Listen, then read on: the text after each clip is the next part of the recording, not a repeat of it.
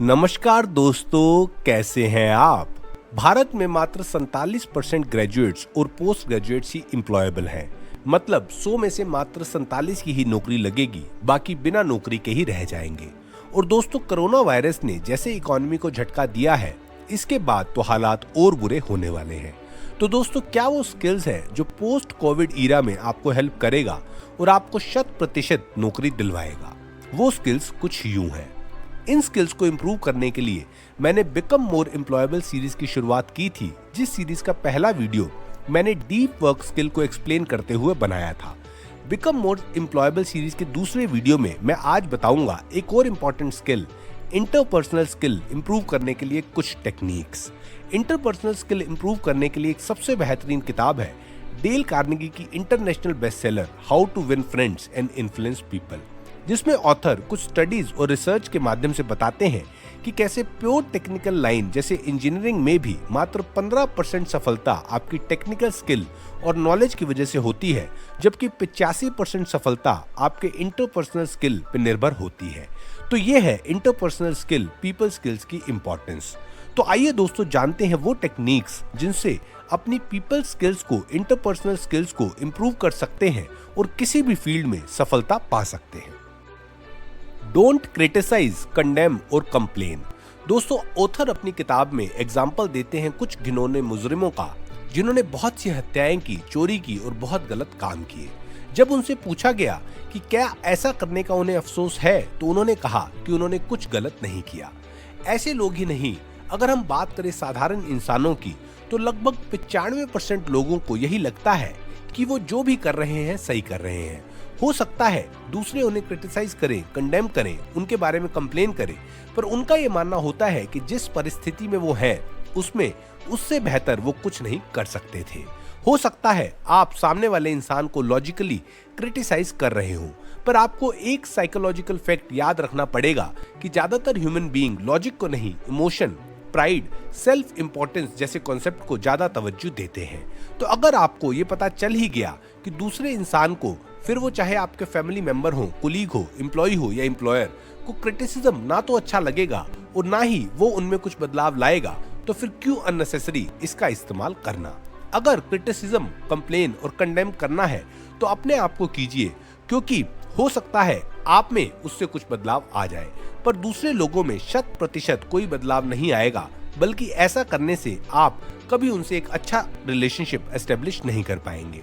Benjamin Franklin, जो people management में बहुत ही बेहतरीन थे, उनका कहना था कि उनकी सफलता का राज रहा, I will speak ill of no man and speak all the good of everybody. मतलब, मैं किसी के बारे में बुरा नहीं बोलूंगा, क्रिटिसाइज नहीं करूंगा, कंप्लेन नहीं करूंगा, बस मुझे जो दूसरे इंसान के बारे में अच्छी बातें पता है उसको ही मैं बोलूंगा। Give honest and sincere appreciation.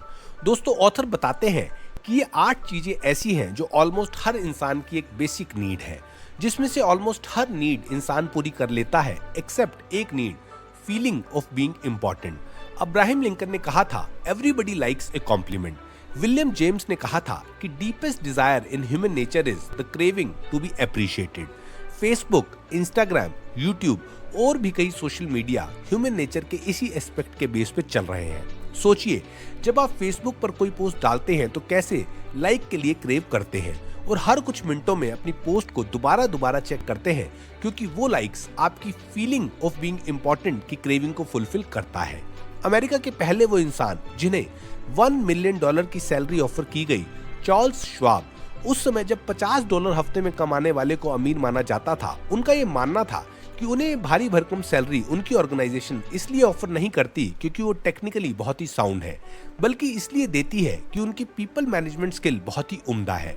और उनका कहना था कि उनकी सबसे बड़ी खूबी, उनकी बेहतरीन पीपल मैनेजमेंट स्किल होने का सबसे बड़ा कारण है कि वो अपने से जुड़े लोगों को उनके अच्छे काम के लिए वेल डिजर्व एप्रिसिएशन देने से कभी नहीं चूकते।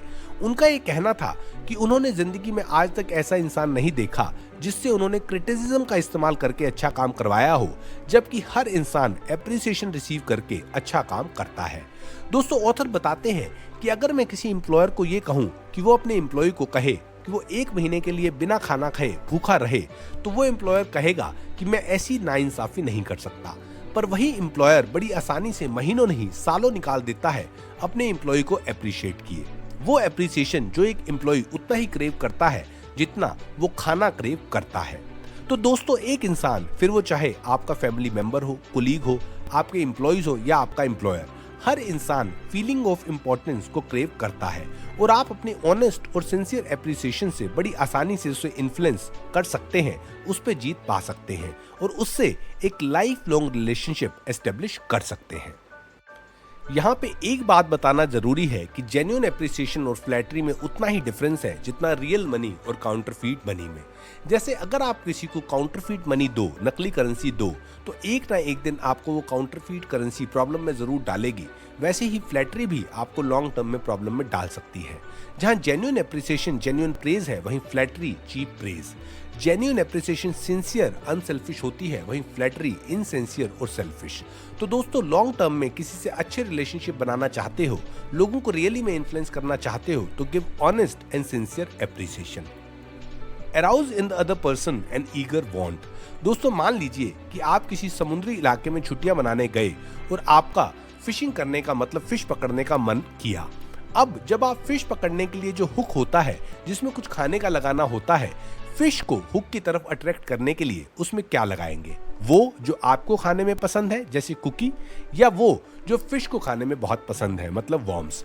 अब आप कहेंगे कि मैं कैसी बात कर रहा हूँ। ऑब्वियसली वही लगाया जाएगा जो फिश को बहुत पसंद है, ताकि फिश हुक की तरफ अट्रैक्ट हो। तो दोस्तों, ये जो ऑब्वियस बात है, यही नॉट सो ऑब्वियस हो जाती है आपके रिलेशनशिप बिल्डिंग में, पीपल हैंडलिंग स्किल में, आपके परिवार के मेंबर्स के साथ, आपके कुलीग के साथ, आपके एम्प्लॉयज के साथ, या आपके एम्प्लॉयर के साथ, या आपके क्लाइंट के साथ। जब आपका कोई डिस्कशन होता है या कभी कभी किन्हीं बातों पे कोई आर्गुमेंट होता है, तो आप हमेशा वो बात करते हैं जो आप चाहते हैं। कभी भी इस पर्सपेक्टिव से बात नहीं करते कि सामने वाला क्या चाहता है। इस दुनिया में अगर कोई सबसे बेहतरीन तरीका है रिलेशनशिप बिल्डिंग का, दूसरों को इन्फ्लुएंस करने का, तो वो है कि उनसे वो बात करना जो वो चाहते हैं और उनको ये विश्वास दिलाना कि आप जो वो चाहते हैं उसे पूरा करने में उनकी मदद करने वाले हैं। एक एग्जाम्पल लेते हैं एक फादर और सन का, जिसमें बेटा एक बहुत अच्छा रनर है और उसे रनिंग कंपटीशन में हिस्सा लेना बहुत पसंद है।